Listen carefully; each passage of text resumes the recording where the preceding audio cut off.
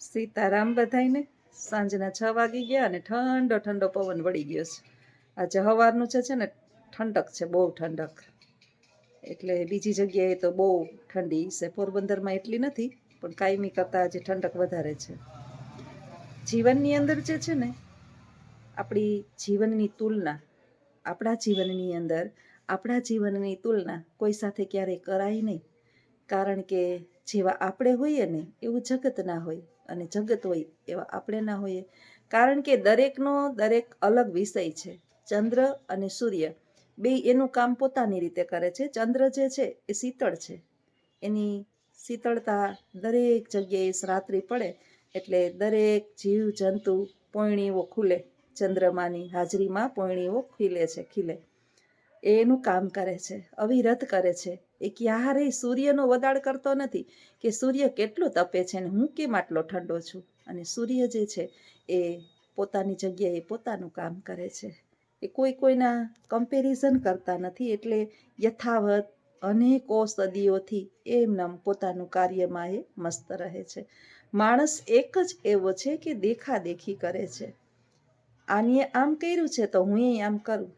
આના દીકરાએ આ ભણતર ભણી તો હું મારા દીકરાને આ ભણતર ભણાવું. આની દીકરીને આવું સાસરી મળી તો હું મારા દીકરી માટે આવું ગોતું. આપણે અને સામેવાળા જેની આપણે કમ્પેર કરીએ એ માણસો અલગ છે ભાઈ.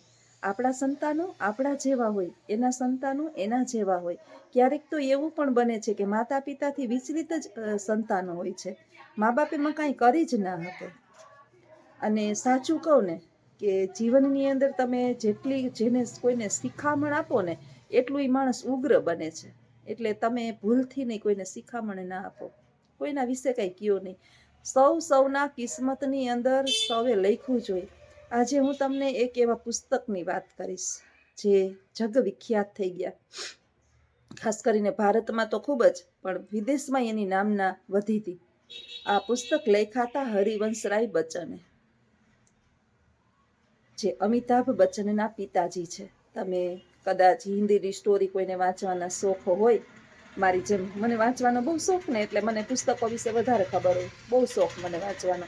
હવે તો હું વચ્ચે બાના ઓલામાં ઓછી વાંચતી, નહીંતર મારા પુસ્તકોની સાથે સાથે હું બીજા પુસ્તકો વાંચતી. ભણવાના હોય ને એની સાથે. મારે હિન્દી તો વિષય નહીં, મારો વિષય તો સંસ્કૃત છે, એટલે સંસ્કૃતના પુસ્તકો જ હું વાંચતી.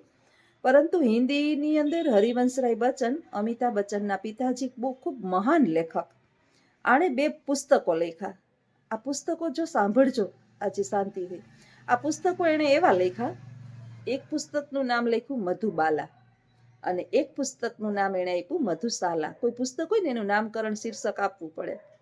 હવે આ પુસ્તકો જે છે એ લખ્યા ત્યારે તો કઈ વાંધો નહીં, પછી એ પુસ્તકો બધાએ વાંચ્યા, તજજ્ઞોએ વાંચ્યા, ઘણાએ વાંચ્યા.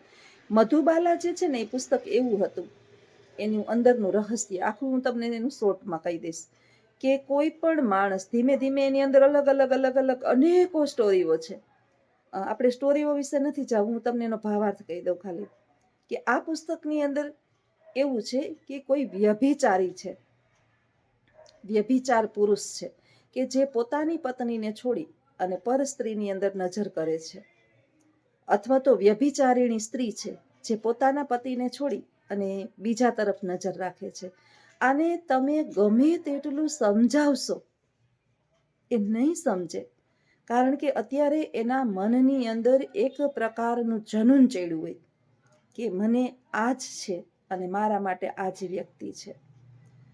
હવે જ્યાં સુધી તમારી સમજણ એને કાંટારૂપ લાગશે, તમે એને કંઈ કહેશો તો તમે એના દુશ્મન બની જશો. એટલે ન શિખામણ આપીએ. હવે આ માણસ સમજશે ક્યારે? સમજશે, ચોક્કસ સમજશે. ક્યારે સમજશે? તો કે જ્યારે પરપુરુષ જે છે એ પર સ્ત્રીના પ્રેમમાં છે અને એ સ્ત્રી એની સાથે વિશ્વાસઘાત નહીં કરે, ત્યારે એ સમજી જશે કે આ તો સાલું મારું છે જ નહીં, મારા જેવા તો આને અનેક છે. એટલે એ માણસ જે છે એને આઘાત લાગશે. ત્યારે એના ઘરની, એના પત્ની સાથે એણે જે અન્યાય કર્યો છે, એના બાળકોમાં એણે ધ્યાન નથી આપ્યું, બધું જ કમાઈ અને પર સ્ત્રીને અર્પણ કર્યું છે. એના આખા જીવનનો એને એટલો પશ્ચાતાપ થશે. અને ત્યારે એ માણસ જ્યારે સુધરશે ત્યારે એ સંત જેવો બનશે. હવે વાત સ્ત્રીની આવી તો સેમ સ્ત્રીને કે જ્યાં સુધી તમે એને સમજાવશો, એને એના સંતાનો નહીં દેખાય, એને એનો પતિ નહીં દેખાય, એનો પરિવાર નહીં દેખાય, એને કોઈ જ નહીં દેખાય. અને આવું બધું કરનારાઓ જે છે ને, એ નાની ઉંમરમાં એને આ ભૂત ચડ્યું હોય, પછી મોટી ઉંમરમાં ના ચડે.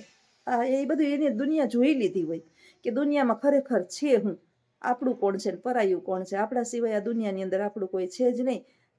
સ્વાર્થના સગા છે બધાય.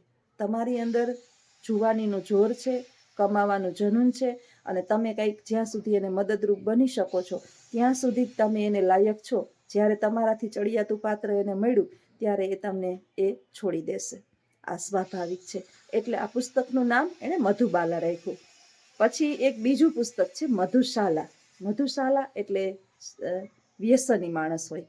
હવે જેમ માણસ સાંજ પડે અને ગૌચારાની અંદર ગાય ચરવા ગઈ હોય અને સાંજે પોતે પોતાના દોડી અને ઘર ગોતી અને પોતાના વાછરડા પાસે વહી જાય, એમ જે વ્યસની માણસ છે પછી દારૂનું વ્યસન હોય, કોઈ પણ જાતના બીજા વ્યસનો હોય, એ સાંજ પડશે એટલે એનો અડ્ડો ગોતી જ લે. તમે એને ગમે એટલા સમજાવશો ને, દીકરાના હમ દ્યો, માતાજીના હમ દ્યો, કસમ ખવડાવો, તમે ગમે એટલું કરો, એ માણસના મગજની અંદર નહીં બેસે. ક્યારે બેસશે? જ્યારે એ પછડાટ ખાય, બહુ એને મોટો આઘાત લાગશે, અથવા તો એના જીવનની અંદર કોઈ એવી ઘટના બનશે કે આ વ્યસને એને એની જિંદગી બરબાદ કરી નાખી, ત્યાં સુધી નહીં સમજે. એટલે એને એના હાલ ઉપર છોડી જ દેવું પડે. તમારું એમાં કાંઈ હાલવાનું જ નથી. તો તસ્માત અપરિહાર્ય અર્થે ન તમ સોચી તુમર હસી. જેનું આપણે કાંઈ નિવારણ જ ના કરી શકીએ એના વિશે પછી શોક કરવાનું છોડી દેવું, એને એના હાલ ઉપર છોડી દેવું. આ બે પુસ્તકોના ભાવાર્થ આવા હતા. એટલે હરિવંશરાય બચ્ચનને છે ને જેલ થઈ હતી આ પુસ્તકો લખવા વિશે, કે તમે આવા પુસ્તકો લખ્યા છે, આ પુસ્તકો યોગ્ય ન ગણાય. માણસ વિકરી જાય, એને છૂટછાટ, એને આઝાદી મળી જાય, અને આ પુસ્તકોને કારણે તો એને પ્રોત્સાહન મળે કે અમને અમારા હાલ ઉપર છોડી દો. જ્યારે તજજ્ઞોને આ પુસ્તકો સમજાણા ત્યારે આ બંને પુસ્તકોનો, જે પુસ્તકોએ એને જેલ અપાવી હતી ને, એ જ પુસ્તકોએ એને એવોર્ડ પણ અપાવ્યો હતો. જે પુસ્તકોની દુનિયાના જે રણજીતરામ સુવર્ણચંદ્રક છે, પદ્મશ્રી એવોર્ડ છે, જ્ઞાનપીઠ એવોર્ડ છે, અલગ અલગ આપણા ગુજરાતના અલગ એવોર્ડ હોય, ગુજરાત સાહિત્યના અને નેશનલ સાહિત્યના અલગ, કેન્દ્ર સરકારના અલગ આપણે એવોર્ડ હોય. એ એવોર્ડ એને પ્રાપ્ત થયો હિન્દી સાહિત્યમાંથી. વિચારો કે માણસને સમજવામાં બહુ ભૂલ લાગે. આપને જ ખરેખર જે માણસ જેવું દેખાતું હોય ને એવું એ ખરેખર હોય નહીં, હોય એવું દેખાતું હોય નહીં. આ દુનિયા છે ભાઈ, બેન બેન કરતા જાય, ભાઈ ભાઈ કરતા જાય, મળતો લાભ લેતા જાય. કલયુગ ચાલે છે. એટલે આંખ, કાન, આપણી જે વાણી, આ બધા ઉપર સંયમ રાખવો પડે.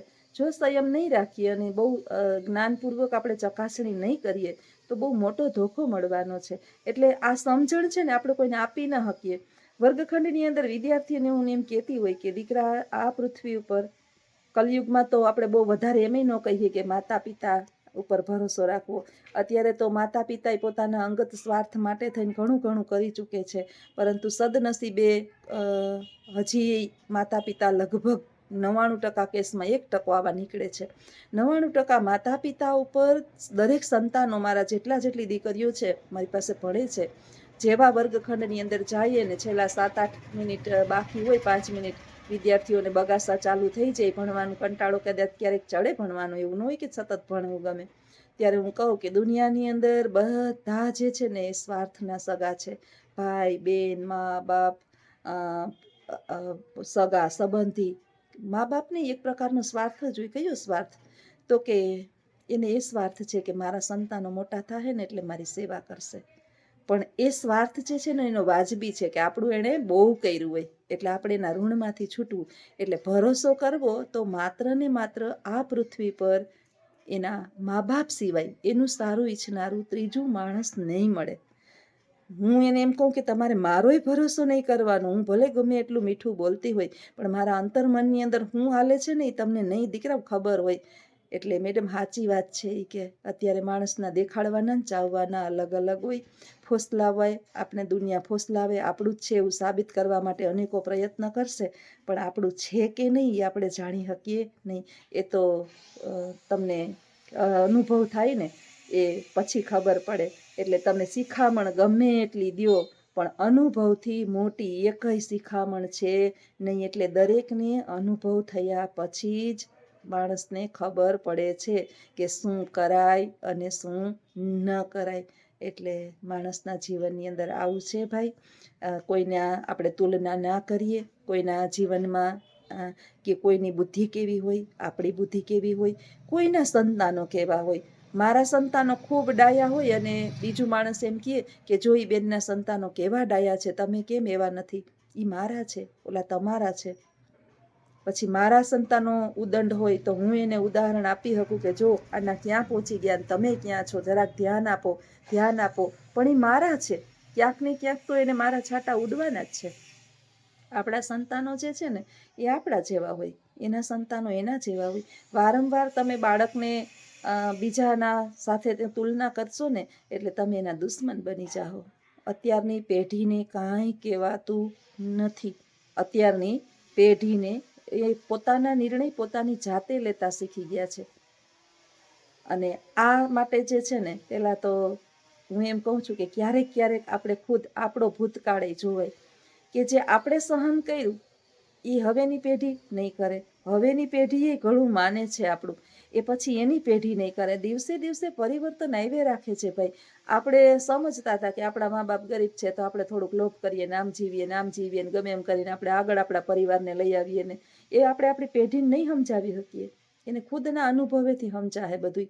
અને પછડાહે, અથડાહે, ભાંગશે, તૂટશે અને પછી એને ખબર પડશે કે સાલું આ દુનિયામાં તો આપણા જેવું કોઈ છે નહીં. આનું હું તમને એક જ્વલંત ઉદાહરણ આપું કે મારા ભાઈ જે છે એ નાનકડો ભાઈ, એને અમે ખૂબ સમજાવતા ભાઈ પરણી જા, લગ્ન કરી લે. જો પત્ની વિના છે ને આપણું કોઈ થાય નહીં. અમે ભાઈ ભાંડું છે, ભાઈ તારું કેટલુંક રાખશે કે અમે 3 બેનું તમારું કેટલુંક રાખશું, આવશું જાશું તો કેટલુંક. પણ ન માને એટલે પછી એની દુનિયાની અલગ થઈ ગઈ હોય. હવે ન જ માને ત્યાં સુધી, અને જ્યારે માનવાની એની ઈચ્છા થાય કે હવે લગ્ન કરવા છે ત્યાં ઉંમર વહી ગઈ હોય, પછી કોઈ ઘર બાંધવા માટે રેડી ન હોય. અને અંતે જે છે એને કેવું પરિણામ આવ્યું આપણે બધા જાણીએ છીએ. માણસને સમજાવ્યું કોઈ ભાઈ સમજતું જ નથી. એટલે આ યુગની અંદર જેટલી આપણા અનુભવથી સમજણ આવે ને એટલી કોઈની સમજણ દીધેલી દેવાય નહીં. આપણે કહીએ ને કે તૂટેલો વિશ્વાસ બાંધવા માટે બહુ અથાગ. જો કે એક વખત દોરો તૂટી જાય ને એ પછી એ દોરોને હાંધો ખરી, પણ એમાં ક્યાંક ને ક્યાંક ગાંઠ રહી જાય. એવું રેડ આપણે કરીએ, સોનું તૂટે ને આપણો ચેન તૂટી જાય, પછી આપણે ગમતો હોય ચેન એટલે આપણે દઈ ન દઈએ, એમાં રેણ કરાવીએ, એમાં રેણનું નિશાન રહી જાય છે. એને રેણ કહેવાય. બંધન કર્યું, પાછું એનું બંધન થઈ ગયું ચોક્કસ, એ પાછું એક થઈ ગયો, પણ વચ્ચે એક રેણ નિશાની રહી ગઈ છે. એમ આપણે કોઈની આંખની અંદર વારંવાર ખૂંચે રાખશું ને તો આપણું જે માન સન્માન જે જળવાય છે ને એ ઓછું થઈ જાય છે. મેં મારી લાઈફની અંદર મારા પરિવારની અંદર કોઈને શિખામણ જ આપી નથી. હું તો વિડીયોની અંદર ખાલી તમને કહું છું, કરવું ન કરવું એ તો બધાના પોતાના મનની અંગત વાત છે. પણ હું કોઈ દિવસ કોઈને કંઈ કહું જ નહીં. શિખામણ બહુ હોશિયાર છે દુનિયા. આ દુનિયા બહુ હોશિયાર છે, એને શિખામણ ન અપાય. હા, આપણે લેવાય. મને એમ થાય કે આ મારા લીધા જેવી છે, આ કર્યા જેવું છે, આ એટલે હું કરું, ચોક્કસ કરું. નાના મારા વિદ્યાર્થી હોય ને, મેડમ આમ કરાય આમ કરાય, હા સાચી વાત છે તમારી, અમે આ બહુ પેલું મોડું શીખા, તમે વહેલું શીખી ગયા. એ આ હું લઉં પણ હું કોઈને દઉં નહીં, શિખામણ નથી. મારા સંતાનોને મેં કોઈ દિવસ સતત નોનસ્ટોપ શિખામણ નથી આપી. આપને ખબર છે કે મારાથી વધારે હવે બહારની દુનિયામાં વાસ કરતા હોય, હવે એને પાંખો આવી ગઈ છે, એને ખબર છે કે એને શું કરવું છે, એનું ભલું જો એ નહીં છે તો આપણે શેઠની શિખામણ જાપા સુધી હોય, હું દવી થોડીક વાર હા ના કરે અને પછી એને આનંદ આવે એ જ કરવાના છે. અને જ્યાં સુધી અનુભવની દુનિયામાં એ નહીં પહોંચીએ ત્યાં સુધી એને શાશ્વત જ્ઞાન થવાનું નથી. તો આજનો વિચાર આવો છે. અને આવા જ મારા વિચારો તમને ગમતા હોય તો વિડીયોને લાઈક કરજો, શેર કરજો, સબસ્ક્રાઈબ કરજો અને સપોર્ટ કરજો. અને 2 ચેનલ છે એને સતત જોજો અને શેર પણ કરજો. આવજો. સીતારામ.